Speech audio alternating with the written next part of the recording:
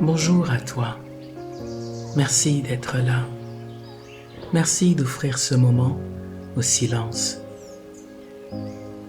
Ici, rien à comprendre, rien à dépasser, rien à transformer. Juste respirer ensemble comme deux âmes qui se souviennent du même lieu. Juste être là, ensemble. Bienvenue dans les récits de la grâce. Il y a quelque chose que nous apprenons très tôt, que ce qui est fragile doit être protégé, corrigé, renforcé, que ce qui tremble n'est pas encore prêt, que ce qui doute n'est pas fiable. Alors nous apprenons à tenir, à masquer, à durcir la voix, à redresser le dos. Et peu à peu, nous appelons cela vivre. Mais il arrive un moment, souvent discret, où la vie nous ralentit. Un regard, une fatigue, une larme qui monte sans raison. Et là, ce que nous avions appris à cacher se montre. La fragilité. Un jour, quelque chose s'est éclairé en moi. Ce qui est fragile n'est pas ce qui manque de force. C'est ce qui n'est pas protégé par une carapace. Une feuille est fragile. Un nouveau-né est fragile. Un cœur ouvert est fragile. Et pourtant, c'est là que la vie circule le plus librement. La fragilité n'est pas une erreur du vivant. Elle est son passage. Nous cherchons souvent la grâce dans ce qui impressionne, les grandes prises de conscience, les expériences marquantes, les moments lumineux. Mais la plupart du temps, la grâce ne brille pas. Elle se glisse dans ce qui passe inaperçu, dans une maladresse, dans un mot imparfait, dans une journée sans élan, dans le simple fait de ne plus lutter contre ce qui est vécu.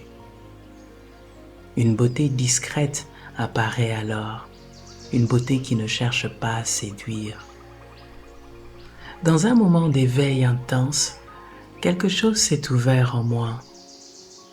Quelques jours plus tard, plusieurs aspects de mon passé ont commencé à refaire surface. Beaucoup de choses que je croyais résolues portaient encore des blessures profondes. Ce moment d'éveil ne s'est pas présenté comme une libération immédiate. Il s'est révélé comme une ouverture à des émotions que je n'avais jamais appris à accueillir. Certaines étaient anciennes, d'autres sans nom. Il m'est même arrivé de regretter qu'elles ne soient pas restées dans l'oubli. Et pour la première fois de ma vie, loin de ce qui était habituel dans la culture dans laquelle j'ai grandi, j'ai demandé de l'aide. J'ai rencontré un psychothérapeute. Avec le recul, ce moment de fragilité est devenu l'un de ceux qui m'ont le plus transformé. Non parce que quelqu'un aurait réparé ma vie, mais parce qu'en posant enfin les genoux à terre, quelque chose en moi a cessé de résister.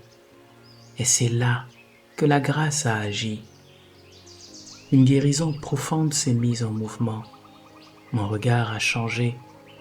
Avec le temps, j'ai vu clairement ceci. Ce n'était pas seulement les séances qui avaient ouvert un chemin. C'était le fait d'avoir embrassé ma fragilité. Et une parole de l'Évangile a pris un sens nouveau en moi. Ma grâce te suffit, car ma puissance s'accomplit dans la faiblesse. Ces mots n'étaient plus religieux, ils devenaient vivants. La faiblesse n'était plus un obstacle, elle devenait un lieu de passage. et quelque chose d'inattendu a commencé à se dévoiler. Je croyais traverser une étape, je découvrais que j'étais traversé. Ce que j'appelais mon chemin ressemblait davantage à une invitation discrète, semblable à ces récits anciens où quelqu'un quitte sa maison sans savoir où il va, simplement parce qu'une voix intérieure l'appelle à se lever. Je reconnaissais ce mouvement. Chaque fois que la vie m'avait retiré un appui, elle n'avait pas fermé une porte. Elle m'avait conduit plus loin que ce que je savais vouloir.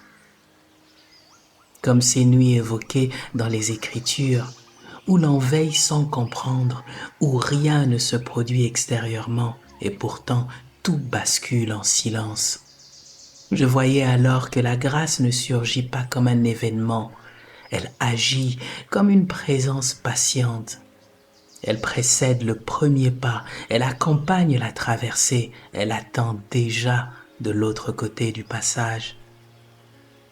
Au commencement, elle apparaît comme une perte, au milieu, comme une obscurité où les repères disparaissent, et plus tard seulement, comme une lumière qui n'avait jamais cessé d'éclairer.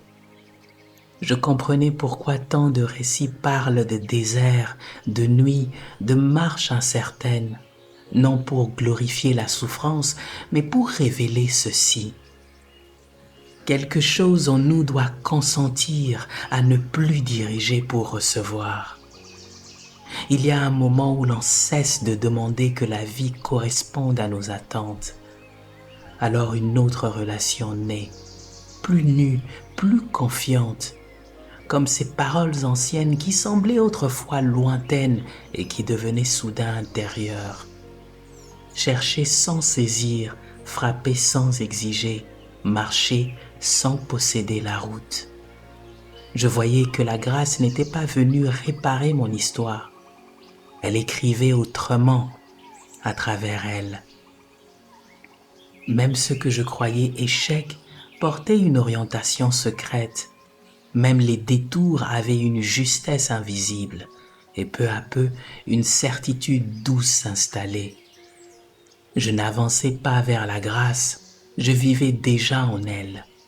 Elle était le souffle avant mon consentement, le soutien pendant la traversée et le repos qui apparaissait lorsque je cessais enfin de vouloir arriver quelque part.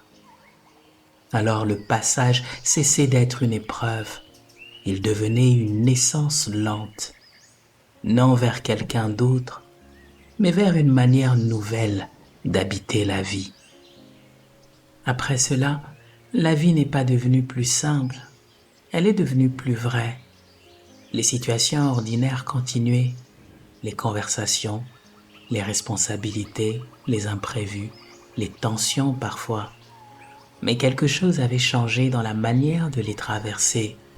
Avant, je cherchais inconsciemment à rester solide, à donner l'image de quelqu'un qui tient, quelqu'un qui comprend, quelqu'un qui sait où il va. Et je ne voyais pas à quel point cet effort créait une distance avec les autres et surtout une distance avec moi-même. La fragilité désormais ne demandait plus d'être cachée.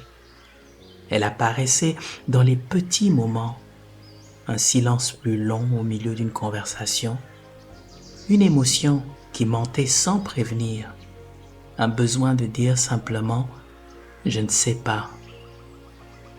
Et chose étrange, ces moments n'affaiblissaient plus la relation, elles l'ouvraient. Lorsque je cessais de me protéger intérieurement, quelque chose chez l'autre se détendait aussi, comme si la vulnérabilité autorisait enfin une rencontre réelle. Je n'avais plus besoin d'avoir raison, plus besoin de maintenir une image cohérente. La vie devenait moins une performance et davantage une participation. Même dans les journées difficiles, une confiance silencieuse demeurait, une disponibilité, comme si l'existence n'attendait plus que je sois fort, mais simplement présent. Et parfois, dans des moments très simples, en marchant, en écoutant quelqu'un, en regardant mes enfants vivre, une gratitude inattendue apparaissait. Pas pour ce qui arrivait, pour le fait même de pouvoir être touché. Je comprenais alors, sans formulation intérieure, que la guérison n'avait jamais consisté à devenir invulnérable. Elle consistait à redevenir sensible sans peur de se briser. La fragilité cessait d'être un problème à résoudre. Elle devenait un lieu de passage. Et dans cette manière nouvelle d'être, quelque chose reposait enfin. Non parce que tout allait bien, mais parce que plus rien n'avait besoin d'être exclu pour que la paix soit possible. Un matin, rien n'allait mal, mais rien n'allait particulièrement bien non plus. Le corps un peu lourd, l'esprit un peu lent, et puis un silence entre deux pensées, un silence fragile. Et là, quelque chose s'est reconnu. La vie ne demandait rien d'autre que d'être accueillie telle qu'elle était. Je n'ai rien fait, et pourtant, quelque chose s'est adouci. Peut-être que la fragilité n'est pas ce que nous avons à dépasser. Peut-être qu'elle est l'endroit exact où la vie attend que nous cessions de lutter. Car ce qui est fragile écoute davantage. Il ressent plus finement. Il laisse passer la lumière là où les certitudes restent fermées. Et un jour, sans que rien d'extraordinaire ne se produise, tu remarques simplement ceci. Tu n'essayes plus d'être quelqu'un de solide.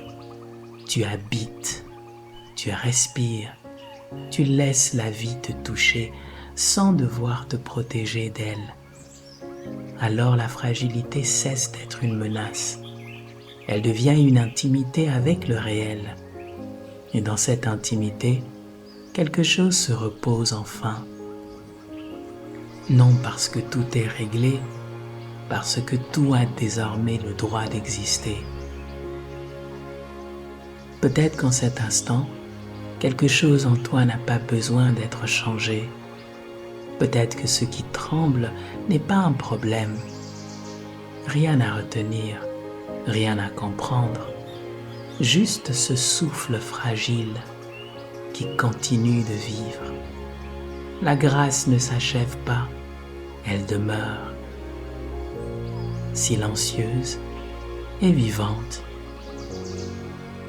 Mon nom est Luc, et voici les récits de la grâce.